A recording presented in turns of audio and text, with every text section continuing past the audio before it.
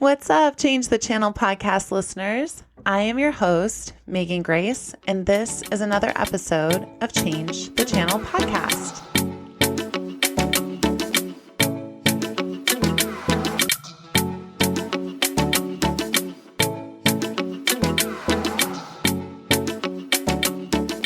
Welcome back to the show. I'm so happy that you're here.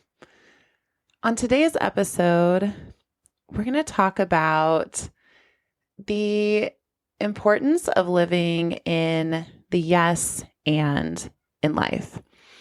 This has been showing up in a lot of ways in my practice. And so on this episode, it's not going to be so much a story of one specific person, but this is a message that's coming through to me as I've been working with clients, having conversations with people that matter to me. And so it feels like something that's kind of up for the collective. I feel like oftentimes in our society, there's something about you are either this or this. I'm experiencing this or this. I'm working towards this or this. And one of the ways that this really showed up was I have a client that is 70 that came in to get somatic coaching and body work with me. And we were talking about some anger that we had found in her body and the messages that were coming up.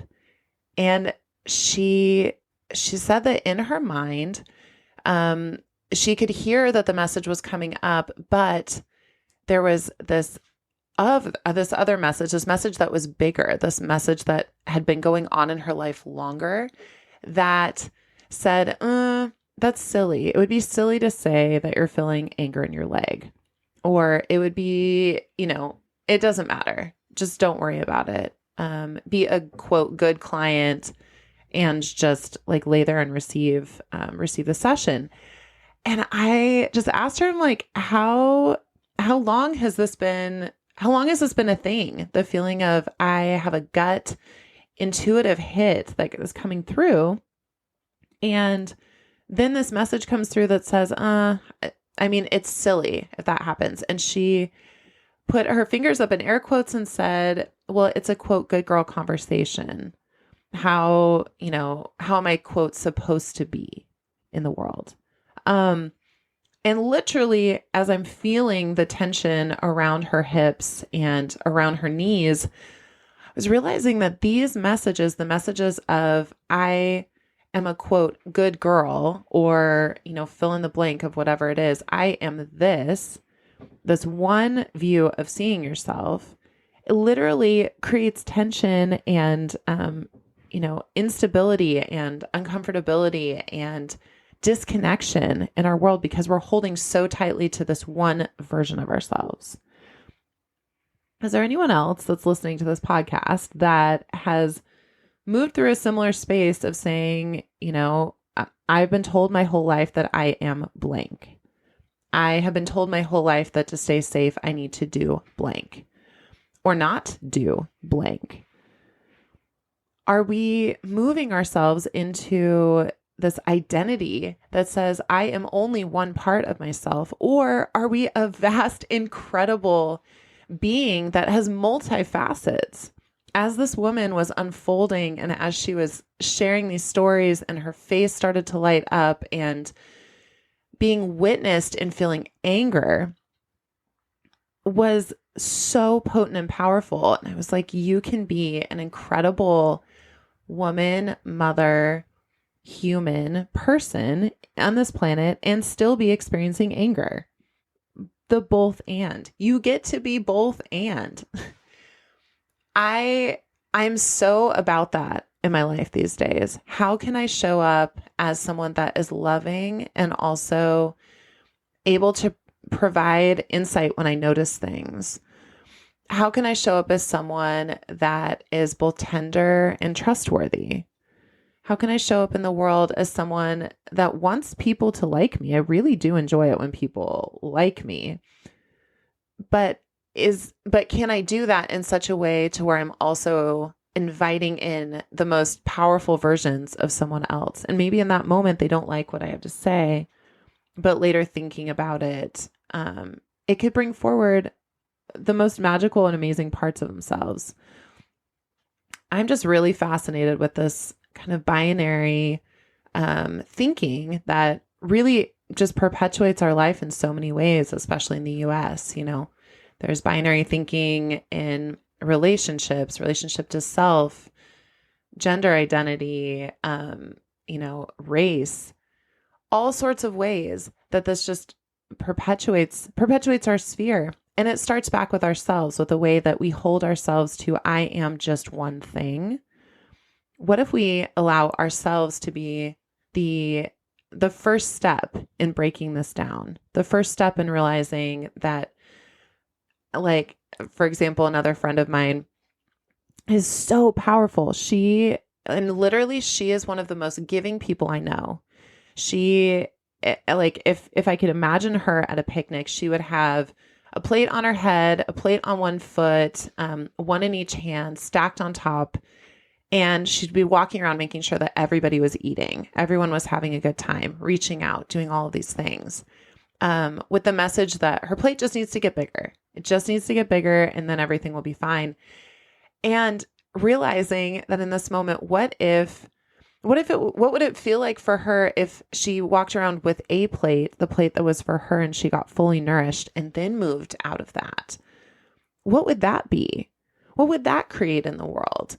We don't have to be just one version of ourselves. To be a giver does not mean that you can't receive.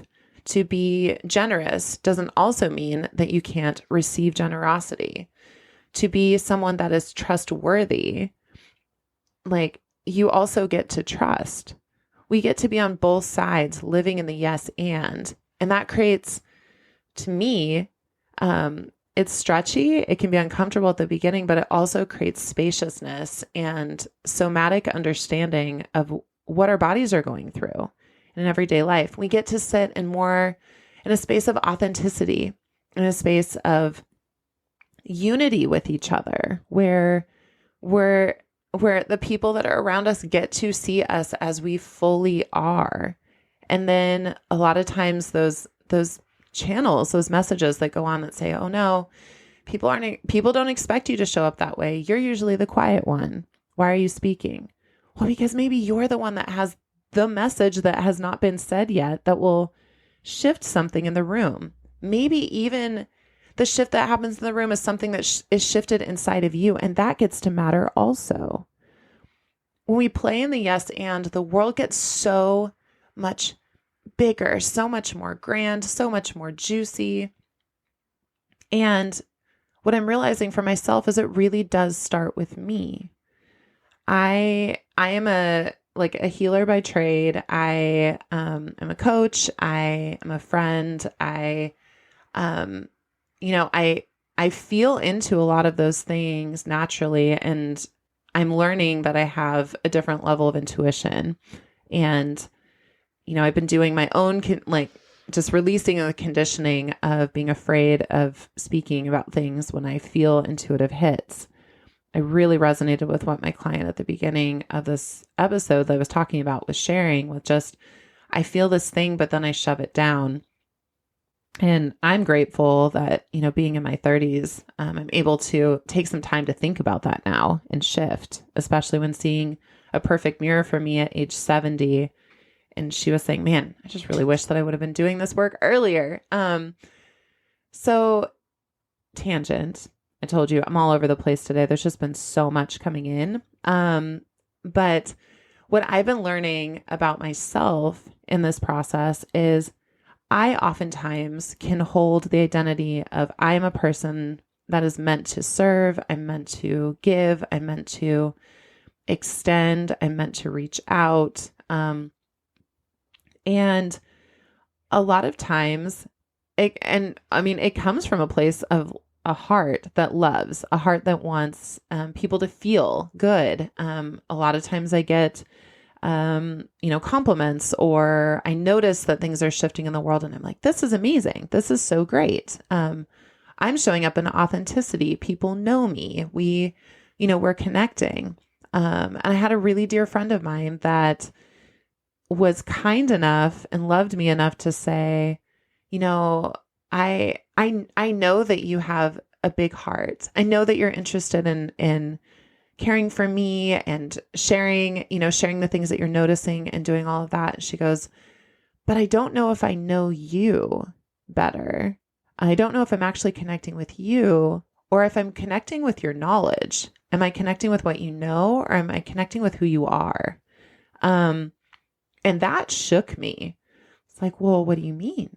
And I realized that a lot of times our skills can also become that binary thing. I am a fill in the blank with your job. And we can use our knowledge. We can use the things that are actually our superpowers as a shield to keep people from knowing our true selves, as opposed to a bridge to invite them over into connection and community. We can be the most powerful, vibrant, influential parts of ourselves and open up and let people see the parts that we're still working on, the things that we're growing in, the sensitivities behind it, why it matters. And we get to live in the yes and. Our skills, my skills get to move from being a shield, keeping people, a little bit away from me in the moments of me sharing about the things that I'm noticing. I get to shift my language with that same heart that I have, the same skill set that I have, but use it as a way of creating connection and openness to who I am. And then the other person on the other side gets to reciprocate that. And then, then we're creating connection. We're creating community. We're creating unity and abundance and joy. And that's a world that I want to live in. That's a world that I want my friends' kids to grow up in.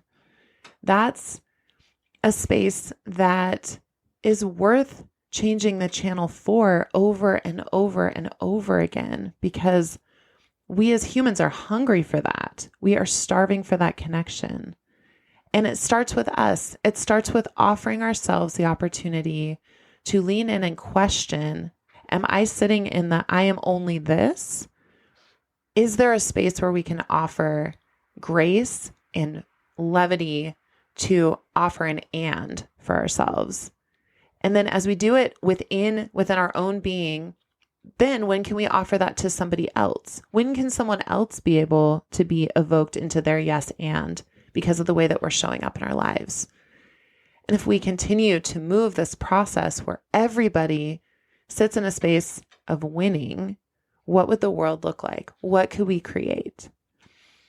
Thank you for being with me on this day of scattered inspiration, of joy, of abundance, of curiosity, and of having my brain and soul stretched and rocked in ways that it hasn't in a long time.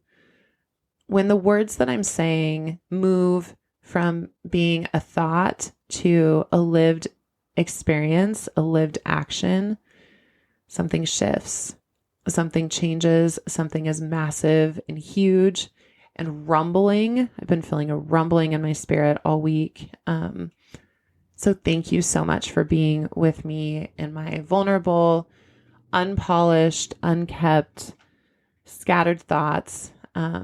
Consider this to be a different version of an all-you-can-eat, like charcuterie board. Take the pieces that fit, take the morsels that sound delicious, the things that you want to chew on, and leave the rest. But I'm committed in this podcast to being the change that I hope to see in the world. And so showing up unpolished, unkept, but connected and living in the yes and is what you get to experience at Change the Channel. I'm so excited to hear more about the ways that you are changing the channel in your life. Feel free to connect with me via Instagram. I am the Megan Grace MVMT, the Making Grace Movement. I'd love to hear your thoughts. Feel free to shoot me a private message or, comment on any of the rest of the things that you see. And let me know what your handles are. What are the things that you are out there in the world doing? I want to know where all the yes ands are living. Let's join forces. Let's create something magical. Have a wonderful day. Thank you so much for joining me, Change the Channel podcast fam.